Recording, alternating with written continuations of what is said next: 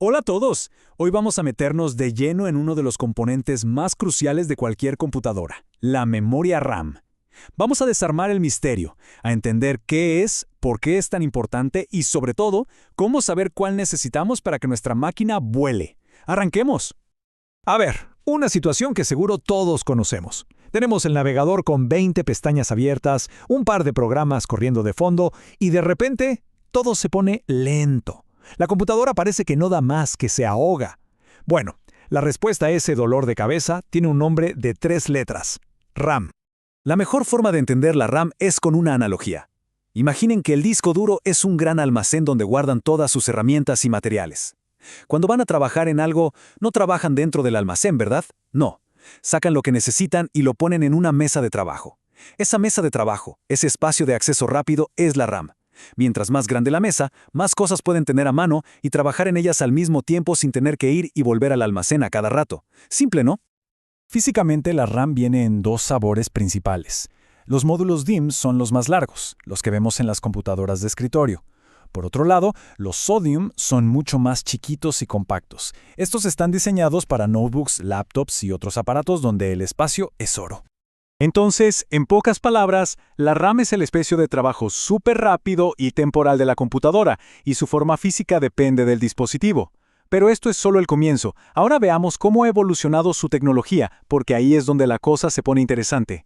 Y acá llegamos a un punto clave. No toda la RAM es igual, ni de cerca. La tecnología ha ido saltando de generación en generación, y entender estas diferencias es fundamental para no cometer errores caros al actualizar o armar una PC.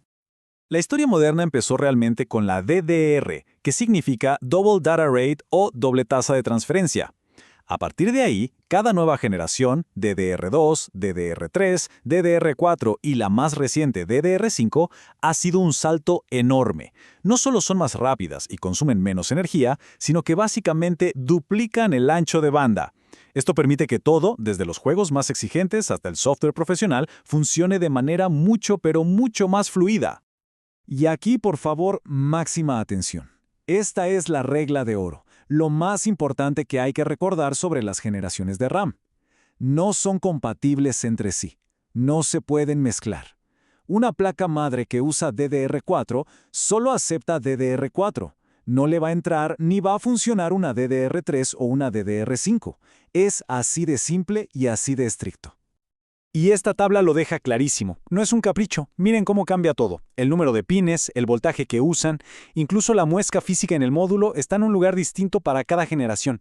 Esto está hecho a propósito, para que sea físicamente imposible conectar una memoria en la ranura equivocada. Muy bien, ya entendimos la teoría. Ahora vamos a lo práctico. Con todo esto en mente, ¿cómo se elige la memoria correcta? Ya sea para mejorar una compu vieja o para armar una nueva, hay unos pasos que nos aseguran no equivocarnos. Primero y principal, el manual de la placa madre. Ese documento es la Biblia. Ahí dice exactamente qué tipo de DDR soporta y cuánta memoria como máximo. Segundo, hay que pensar para qué se usa la computadora. No es lo mismo navegar por internet que editar video en 8K. Tercero, mirar cuántas ranuras de RAM hay disponibles, para planificar a futuro. Y cuarto, fijarse si la placa soporta Dual Channel o doble canal, que es un pequeño truco para sacarle más rendimiento. Y justo hablando del doble canal, este es un detalle importantísimo. Esta tecnología permite que el procesador acceda a 2 módulos de RAM al mismo tiempo, como si tuviera una autopista de 2 carriles en vez de uno. Pero para que funcione, la mayoría de las placas madre piden que los módulos sean gemelos. Misma capacidad, misma velocidad, misma marca. Por eso es que casi siempre se venden en kits de 2. Y ojo con esto, no solo el hardware pone límites, el sistema operativo también tiene algo que decir. Un sistema de 32 bits, que ya es muy antiguo, no puede gestionar más de 4 GB de RAM. Y punto, da igual si le instalamos 16 o 32. Por suerte, los sistemas modernos de 64 bits tienen límites que son, astronómicos. Hablamos de 128 GB para una versión home y hasta 6 TB para versiones profesionales. Una locura. Bueno, ya cubrimos todo lo fundamental.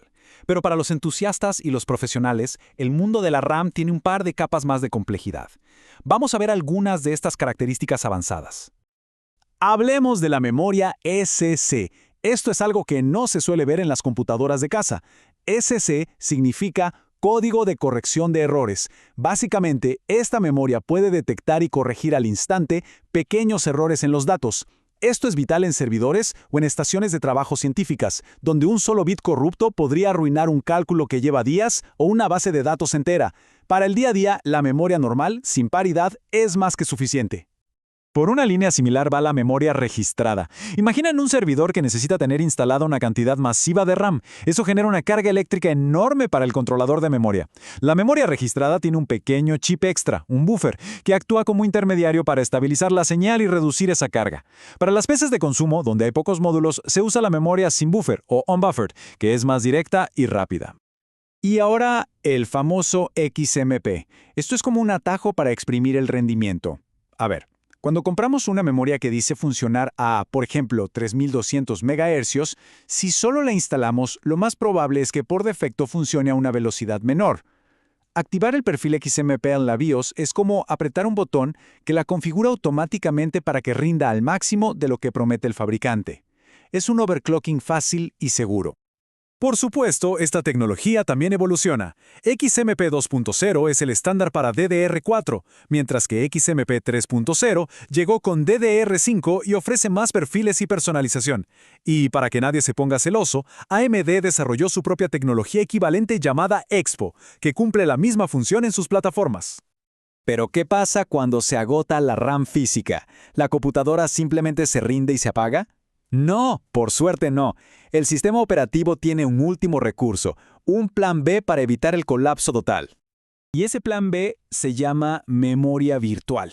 Es un truco muy inteligente. Cuando la mesa de trabajo se llena, el sistema operativo agarra las cosas que se están usando menos en ese momento y las mueve temporalmente a un archivo especial en el disco duro o SSD. Esto libera espacio en la RAM real para las tareas más urgentes. La ventaja es obvia, evita que los programas se cierren por falta de memoria. Pero la desventaja es enorme. Un disco duro, incluso un SSD rápido, es infinitamente más lento que la RAM. Cuando el sistema empieza a usar mucho la memoria virtual, a ese proceso se le llama paginación, y es ahí cuando sentimos que la computadora se arrastra y el disco duro no para de trabajar. Es una solución de emergencia, pero jamás un reemplazo para tener suficiente RAM física. Y todo esto nos deja con una pregunta interesante para el futuro. Con cada generación de RAM siendo más y más veloz y con capacidades cada vez mayores, ¿llegará un día en que el lag o la lentitud del sistema sean solo un mal recuerdo del pasado? El tiempo lo dirá. Muchas gracias por habernos acompañado en esta explicación a fondo.